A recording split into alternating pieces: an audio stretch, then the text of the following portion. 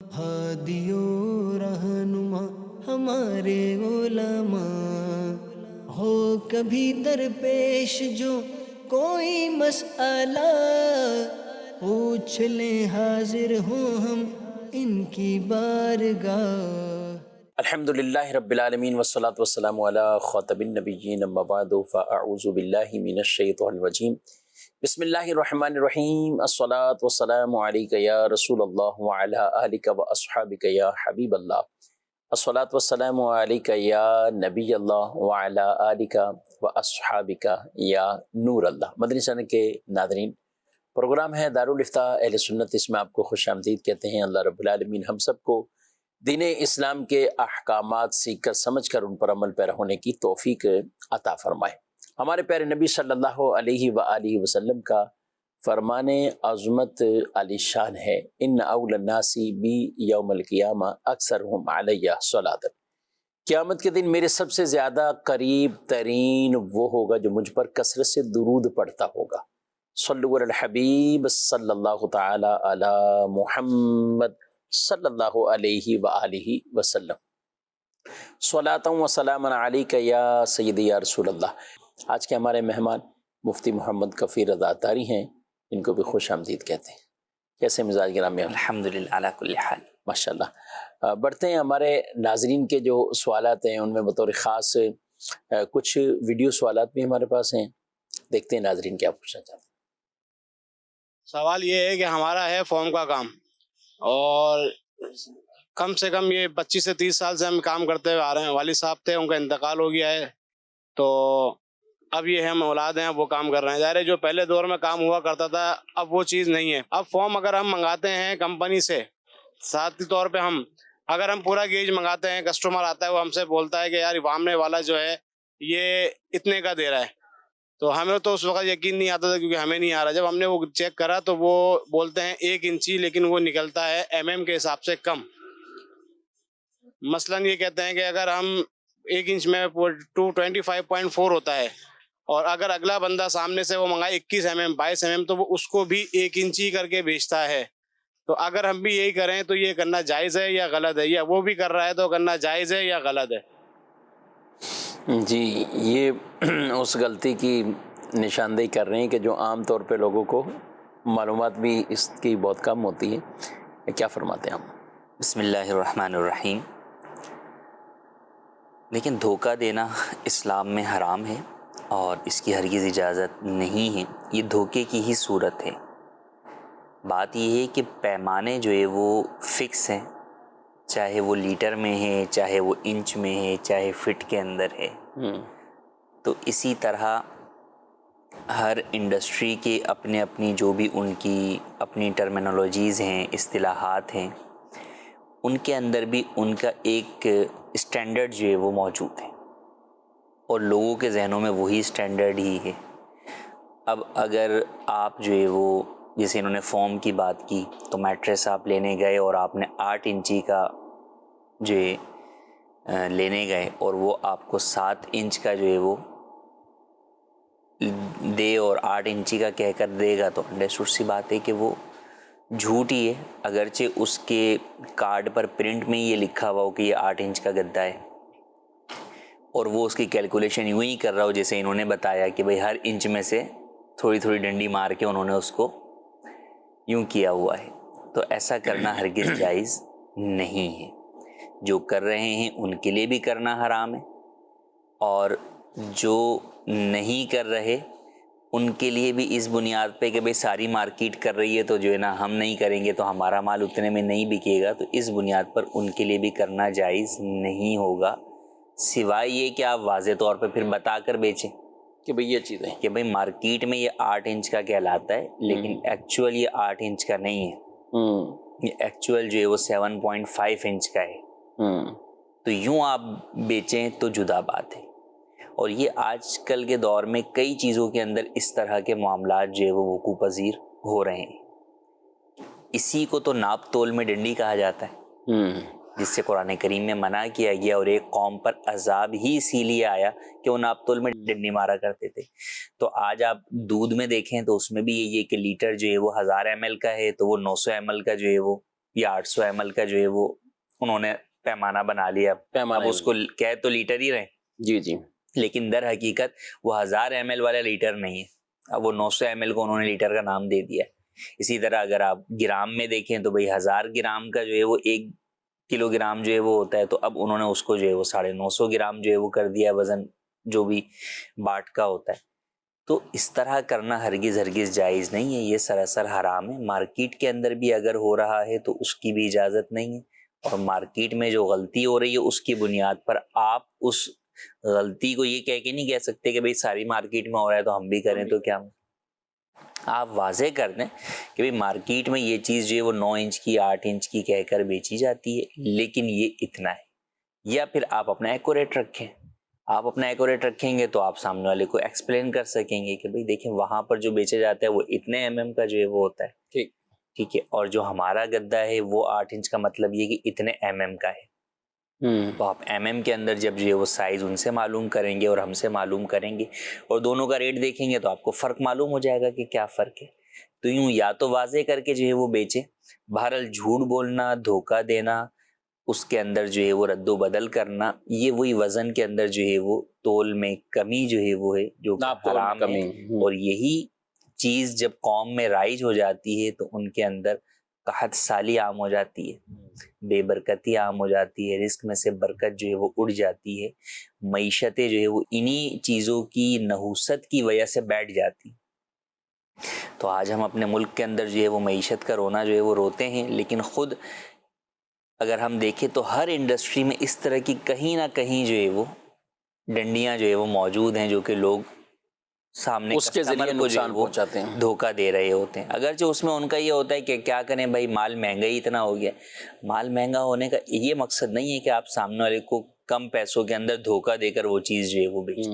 یہ جہاں وزن کے اعتبار سے ہی وزن ہے, میجرمنٹ ہے, کیلکولیشن ہے, جہاں بھی ان بنیادوں جیولرز جیسے ان کے کیرٹ چلتے ہیں, کیرٹ کے اندر جو ہے وہ وہاں پر بھی ایسا ہوتا ہے.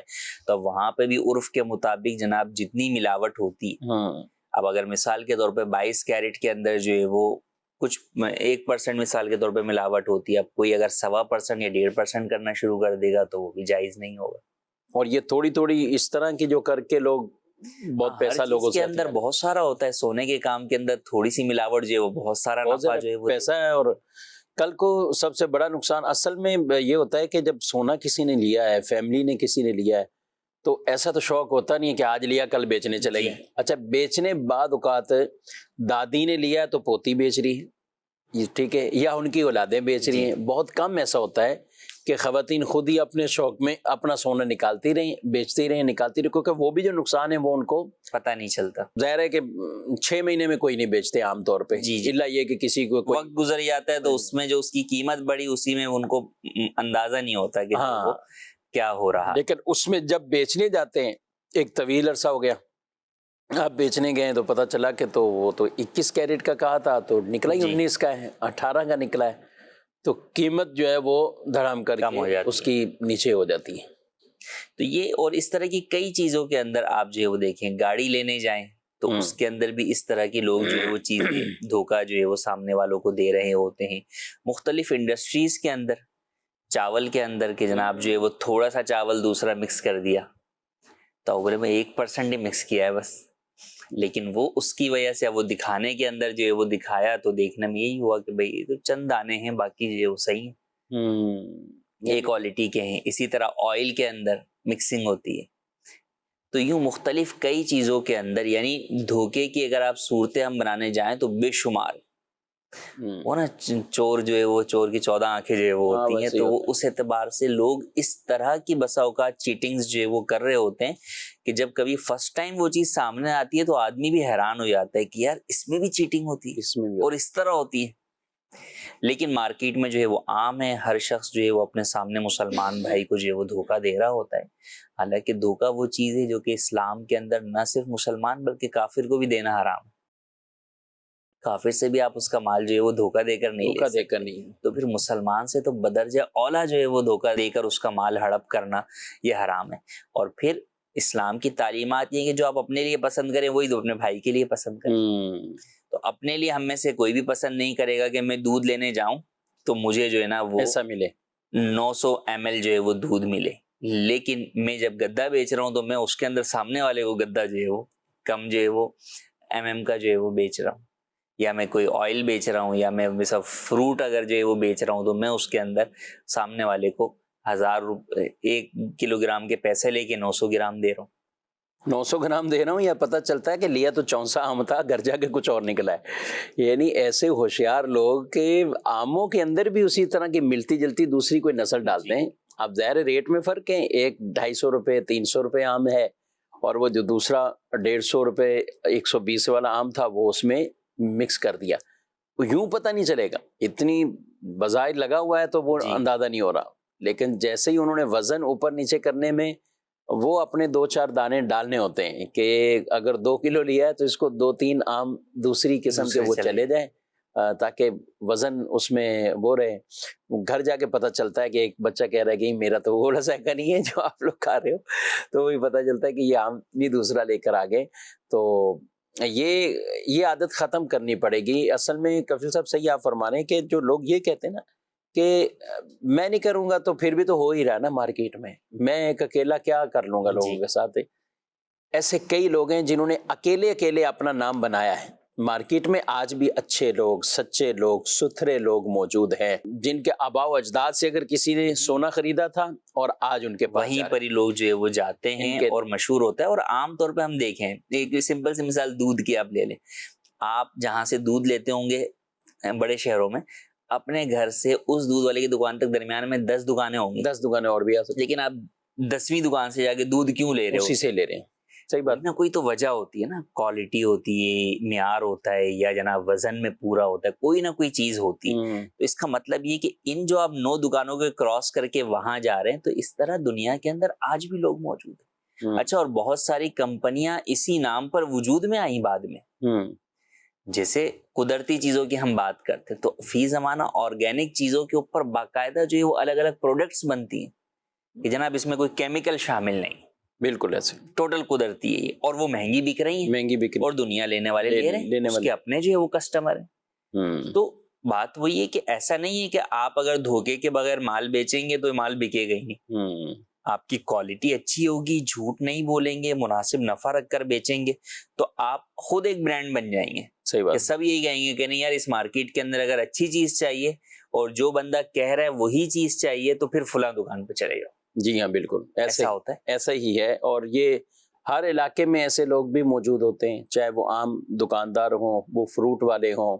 وہ کپڑے والے ہوں، یا کچھ اور ایسے جیولرز کر لیں کہ وہ ہوں، ایون کہ جو کاروان چلاتے ہیں، مکہ مدینے لوگوں کو لے کے جاتے ہیں، مختلف اور ٹورز پر لے کر جاتے ہیں، ان کا بھی ایک نام کہ یار جو انہوں نے کہا تھا وہ چیز ہمیں دی ہے، جی، جو انہوں نے کہا تھا وہ چیز ہمیں دی ہے، اس پہ کوئی کسی طرح کا انہوں نے وہ نہیں کیا، ہمیں وہ سہولت بھی پوری دی ہے، اور ان کا ایک پھر نام بنتا ہے تو لوگ اعتماد کی بنیاد پر دیگر حاجیوں کو بھی ادھر ریفر کرتے ہیں، زائرین کو کرتے ہیں، اور ایک اچھا ہے۔ اس میں تو بالکل ہی دھوکہ تو ویسے ہی دھوکہ ہے، لیکن وہ لوگ بڑے عجیب ہیں کہ جو مکہ مدینہ کے نام پہ لوگوں سے دھوکہ کر جائیں، اور یعنی وہ کیسا آدمی ہوگا کہ جو یہ سوچتا ہوگا کہ اللہ کے حرم میں پہنچ کے لوگ میرے لیے بد دعائیں کر رہے ہوں۔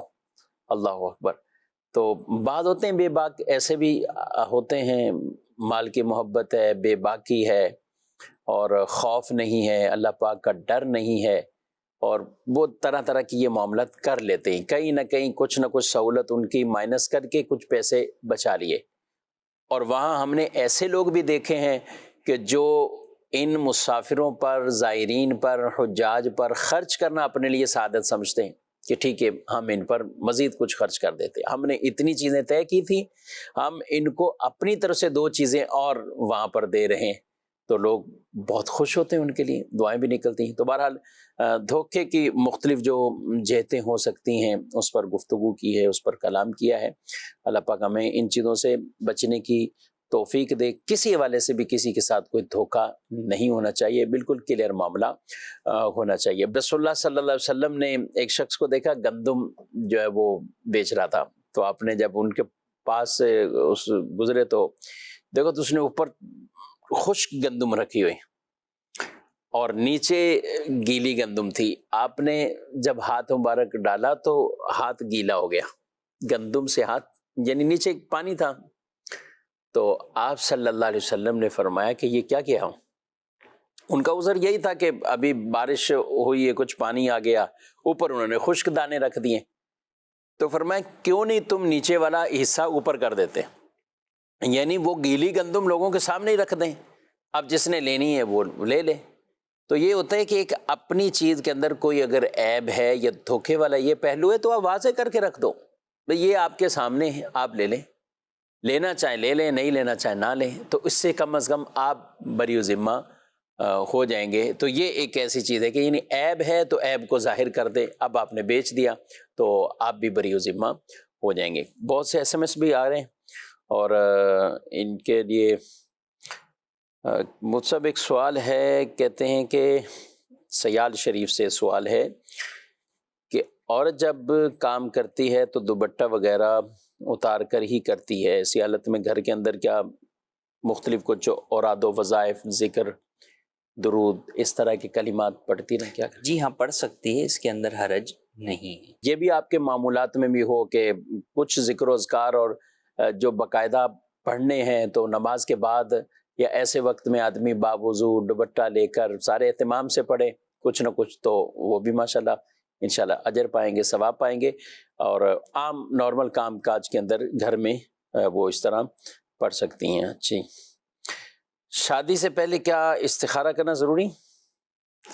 استخارہ کرنا ضروری نہیں ہے. ہاں بہتر یہ ہے کہ استخارہ کر لیا جائے, لیکن استخارہ کرنا ضروری نہیں ہے. ضروری نہیں ہے. ٹاپک بہت اہم ہے اور بہت دل کر رہا ہے اس پہ بات کرنے کو.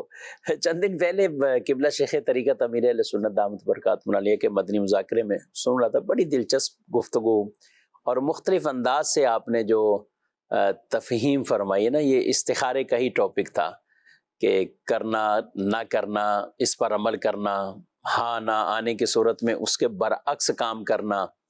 تو اس پر بہت پیاری وہ گفتگو بھی فرمائی ہے, کیونکہ کئی لوگ ایسے ہوتے ہیں کہ استخارہ کرتے ہیں لیکن اس کے بعد پھر جب ان کی مرضی کا جواب نہیں آتا پھر ان کو وہ ہوتی ہے طبیعت کہ اب کریں نہ کریں.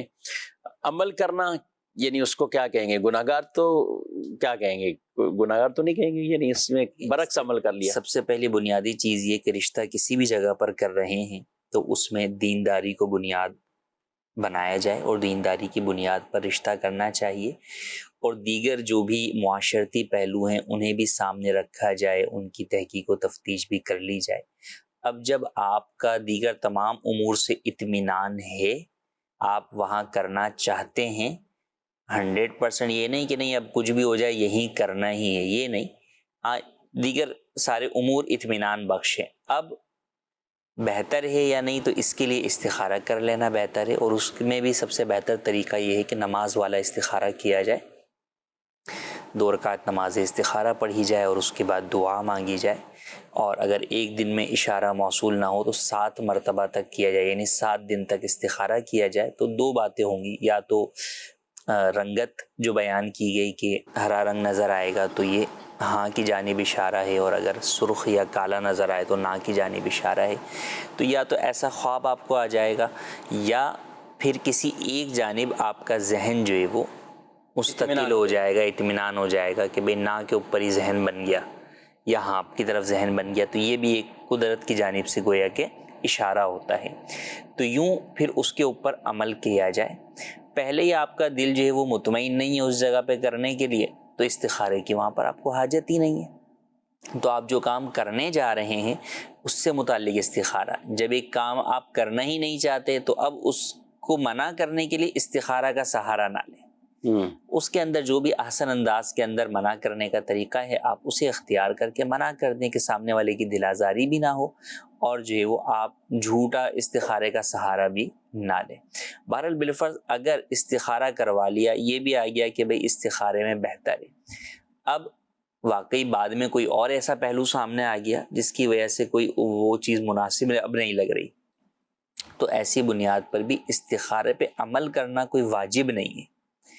اگر منع بھی کر دیتے ہیں کہ نہیں جناب جو ہے وہ استخارے میں ہاں آنے کے باوجود بھی اب جو پہلو سامنے آیا ہے ہم اس کو اب مزید آگے نہیں لے جانا چاہتے تو ایسی صورت میں بھی منع کر سکتے ہیں، گناہ نہیں۔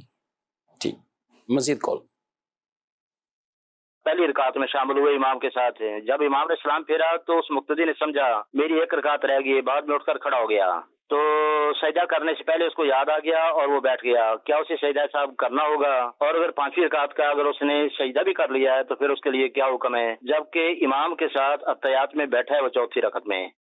جی اب وہ شخص جب اسے یاد آ گیا کھڑے ہو کر تو وہ واپس بیٹھ جائے اور سجدہ سہو کر کے جو ہے وہ نماز کو مکمل کر لے، کھڑا ہو گیا تو اب بیٹھ جائے اور سجدہ سہو کر کے نماز کو مکمل کر لے۔ ٹھیک ہے، اور پانچویں کا سجدہ کر لیا تو ظاہرہ پانچویں کا اگر اس نے سجدہ کر لیا تو ایک رکعت اس نے زائد جی اس کے اوپر پڑھ لی، ایک اور ساتھ ملا کر آخر ایک اور ساتھ نفل والی جو نفل ہو جائیں گے، جبکہ امام کے ساتھ تو قاعدہ کر چکا ہے تو پھر آخر میں بہرحال یعنی پانچویں کے سجدے کے بعد ایک رکعت اور ملا لے اور آخر میں سجدہ سہو کر لے گا تو نماز ہو جائے گی۔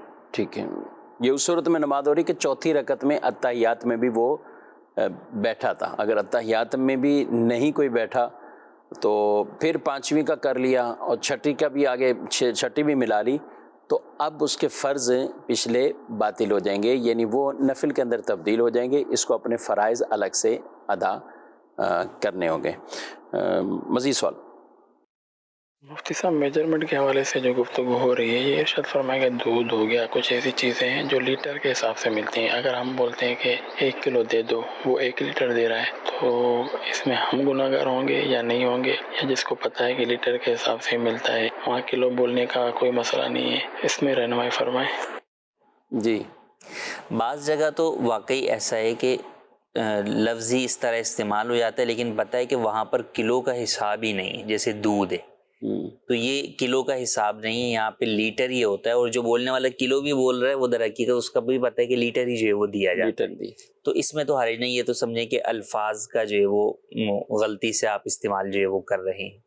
لیکن بعض جگہ اس کے برعکس بھی ہوتا ہے، جیسے کوکنگ آئل ہے تو کوکنگ آئل لیٹر سے بھی ملتا ہے اور وزن سے بھی ملتا ہے، یعنی گرام میں بھی جو ہے وہ ملتا ہے۔ اب لیٹر اور یہاں پر گرام میں فرق ہے، تو لہٰذا وہاں پر اگر وہ کہتا ہے لیٹر دو تو آپ کو لیٹر دینا پڑے گا، کلو بولے گا تو آپ کو کلو دینا پڑے گا، یا آپ اسے بتائیں کہ بھائی ہمارے پاس کلو کی پیکنگ نہیں ہوتی، لیٹر کی پیکنگ ہوتی ہے اور لیٹر اتنے کا ہے، صحیح، تو یا تو یہ وضاحت کر کے جو ہے وہ دے۔ اور جہاں ایسا نہیں ہے ہمارے یہاں، میرے علم میں نہیں کہ کسی جگہ دودھ وزن سے ملتا ہو، وزن ماپ کے ہی ملتا ہے، یعنی لیٹر کے حساب سے جو برتن ایک ہوتا ہے وہ ان کا ہوتا ہے، تو اس اعتبار سے لیٹر 1000 ml کا ہوتا ہے، تو یوں وہ لیٹر کے اعتبار سے دینے میں حرج نہیں ہے، اگرچہ وہ کلو بولا جاتا ہے کہ وہاں عرفاً کلو سے مراد بھی لیٹر ہی ہوتا ہے۔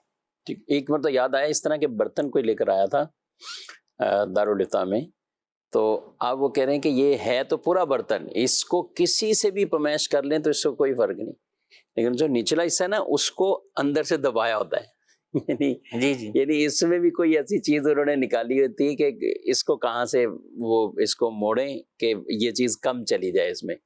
اور کئی جگہوں پہ پیٹرول بھی بعض اوقات، ایک تو یہ پیٹرول سسٹم جو بھی ہے، بعض اوقات جو آپ کہیں ایسے اندر کے علاقوں میں جائیں تو وہاں باقاعدہ وہ مٹی کا تیل، جس سے مٹی کا تیل ہے، تو پیٹرول بھی ایسے ہی لوگوں کو لوگ تھوڑا تھوڑا ڈلواتے ہیں اپنی بائکوں میں، موٹر سائیکلوں میں، رکشوں میں، تو وہاں پہ پیٹرول پمپ باقاعدہ نہیں ہے تو وہاں یہ سسٹم ہے۔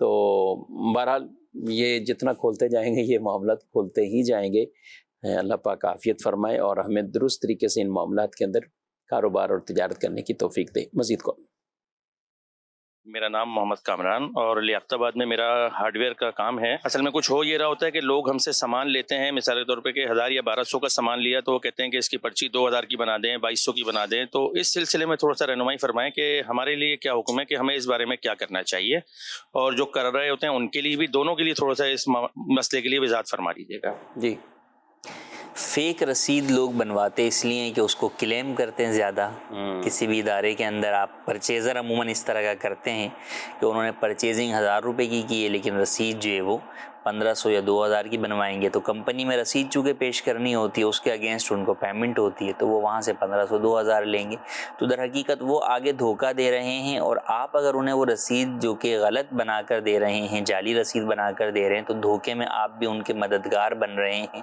اور جائز یہ کام نہیں ہے کہ اللہ پاک نے قرآن مجید میں واضح طور پر ارشاد فرمایا وَلَا تَعَاوَنُوا عَلَى الْإِثْمِ وَالْعُدْوَانِ، گناہ اور زیادتی کے کاموں پر ایک دوسرے کی مدد نہ کرو.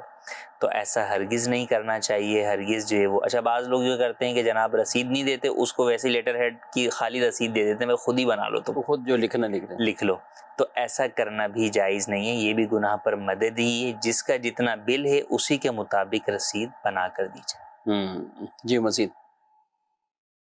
مفتی صاحب سے میرا سوال یہ ہے، لوگ کہتے ہیں یہ باغ آم کے ہیں یا کھجوروں والے ہیں، انہوں نے قرآن پاک باغ کے اندر لٹکا دیا ہے، اس طرح بارش نہیں ہو رہی، کیا قرآن پاک کو باغ کے اوپر لٹکا دینا درخت کے بے حرمتی ہے؟ اور بارش زیادہ ہو جائے یا بارش نہ ہو جائے تو اس کا کیا طریقہ ہے؟ رہنمائی فرما دیجیے، بارش ہو جائے. اللہ پاک عافیت اور سلامتی والی بارش عطا فرمائے. بارش آتی ہے تو پھر کئی طرح کے مسائل بھی لوگوں کو، کئی علاقے ایسے ہیں کہ جو لائٹ وہاں پہ وہ چلی جاتی، بارش کا سلسلہ اور ایسا ہی ہوتا ہے. اچھا بارش نہ ہو تو بھی مسائل تو بھی مسائل. اللہ عافیت سلامتی والی بارش عطا فرمائے. تو یہ جو طریقہ کار لوگوں نے کہ اس طرح کے، دیکھیں قرآن کریم اس کے لیے نہیں ہے کہ ہم اسے جو ہے وہ پیڑوں کے اوپر جو ہے وہ لٹکا دیں. قرآن کریم گھروں کے اندر یا آفیسز کے اندر برکت کے لیے رکھا جاتا ہے، لیکن در حقیقت جو اس کی اصل برکت تو یہ کہ آپ اس کی تلاوت کریں.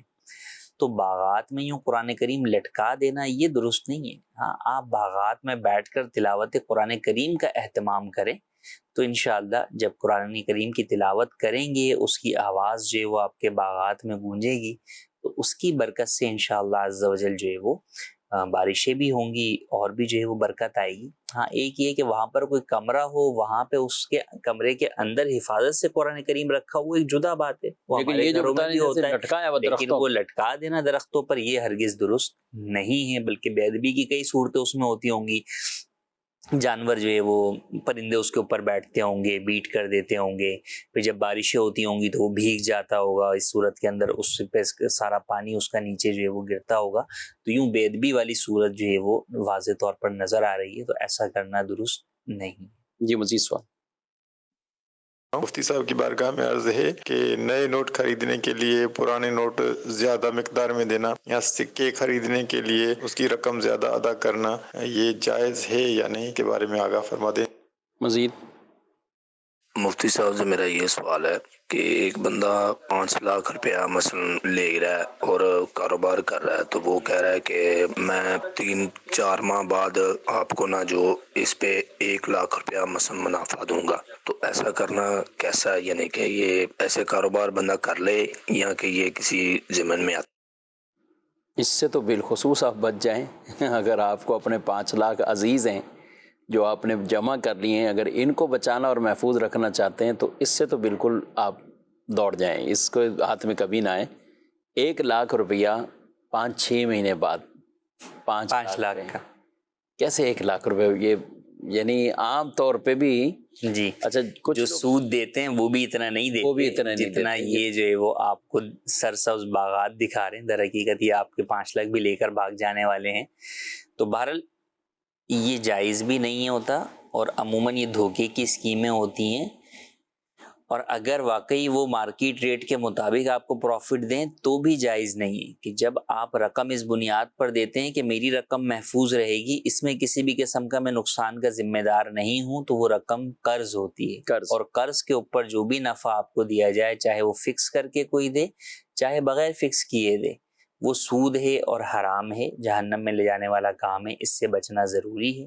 ہاں کسی کے ساتھ آپ باقاعدہ پارٹنرشپ کرنا چاہتے ہیں شرعی طریقہ کار کے مطابق، تو اس کے لیے آپ اپنے اس پارٹنر کو لے کر دارالفتہ اہل سنت تشریف لائیں. آپ دونوں افراد کا پوری بات سننے کے بعد آپ کو اس پارٹنرشپ کی جو جائز صورتیں ہوں گی وہ بیان کر دی جائیں گی، تاکہ اس کی روشنی میں آپ اپنی پارٹنرشپ کر سکتے ہیں. لیکن یہاں یہ ہوتا ہے کہ عام طور پہ وہ کرنا ہی نہیں چاہ رہا ہوتا نا، اس کو 6 مہینے بعد پروفٹ چاہیے اور اپنی رقم چاہیے. جی بالکل. اچھا اس نے اس کی رقم میں سے ہی کوئی 1 لاکھ روپے سائڈ پہ کر کے اس کو دے دینا ہے اور یہ بھی خوش کہ ہر بالکل ٹائم پہ 1 لاکھ روپے مجھے پروفٹ مل گیا ہے. اب اگلا اس نے ایگریمنٹ پھر کر دینا 6 مہینے کے لیے پھر.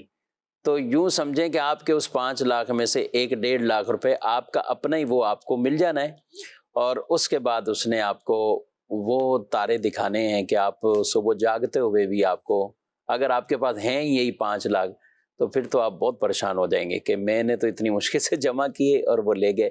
بہت سے جو نوکری کرنے والے ہیں، ملازمت کرنے والے یا اور کوئی اس طرح کے چھوٹے موٹے کام کر کے پیسہ جمع کرتے ہیں، تو کاروبار کا اگر شوق پڑ گیا نا تو میں آپ کو مشورہ دوں گا خود ہی کاروبار کیجیے. جب تک آپ کے ہاتھ میں ہے، ہاتھ میں. کاروباری لوگوں کو کبھی آپ نہیں دیکھیں گے کہ وہ اپنا پیسہ اٹھا کر کسی اور کو دے رہے ہوں، وہ کبھی نہیں دیکھیں. یہ نوکری والے ہی کرتے ہیں اس طرح کے معاملات کہ پیسہ اپنا اٹھا کر کسی اور کو دے دیتے ہیں.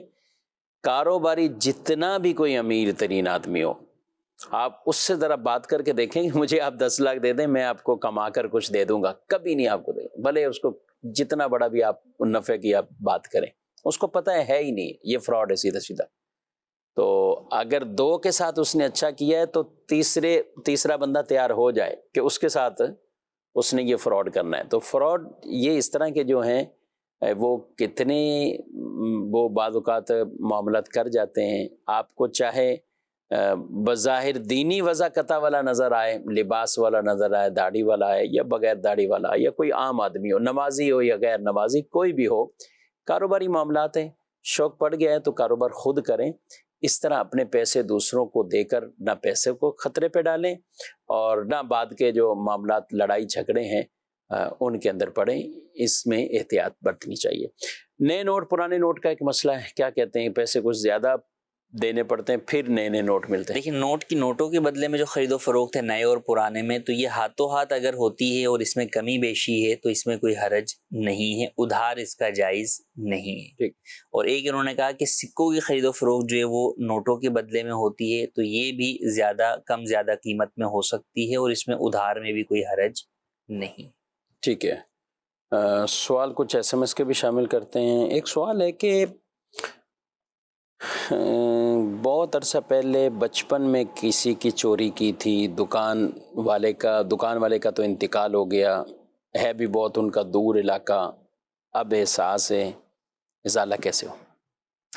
ازالہ ایسے ہی کرنا ہوگا کہ بہرحال جتنا بھی دور ہے آپ کو جانا ہوگا یا کسی کے ساتھ ذریعے سے پیسے ان کو بھجوانے ہوں گے، اور اگر اس شخص کا انتقال ہو گیا تو اس کے ورثاء کو دینا ہوگا کہ بھئی یہ آپ کے والد کا جو ہے وہ ہم پر کچھ قرضہ نکلتا تھا تو یہ جو ہے وہ ہم ادا کر رہے ہیں، یا ان کے کچھ پیسے ہماری طرف نکلتے ہیں، یوں کہہ لیں. بھلے اگر چوری کی وضاحت نہیں بھی کر سکتے تو یوں کہ والد کے کچھ پیسے ہماری طرف نکلتے ہیں. قرضہ بھی نہ بولیں کہ عموماً اس کو قرضہ نہیں شمار کیا جاتا، تو ہاں پیسے نکلتے ہیں یقیناً کہ جب آپ نے چوری کی ہے تو آپ دیندار ہی ہیں اس کے.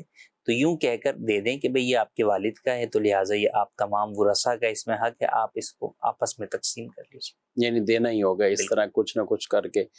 اگر کبھی یہ صورت نہیں بن پا رہی تو کسی طرح ان کی ملکیت میں دے دیں یا کیا کریں، اس کا کوئی اور طریقہ ہو سکتا ہے؟ یعنی دینا تو انہی کو ہوگا، اس شخص کو دینا ہوگا یا اس کے ورثاء کو جو ہے وہ دینا ہوگا. صحیح. ظہر کی سنتوں میں آخری 2 رکعتوں میں بھی سورت ملانی؟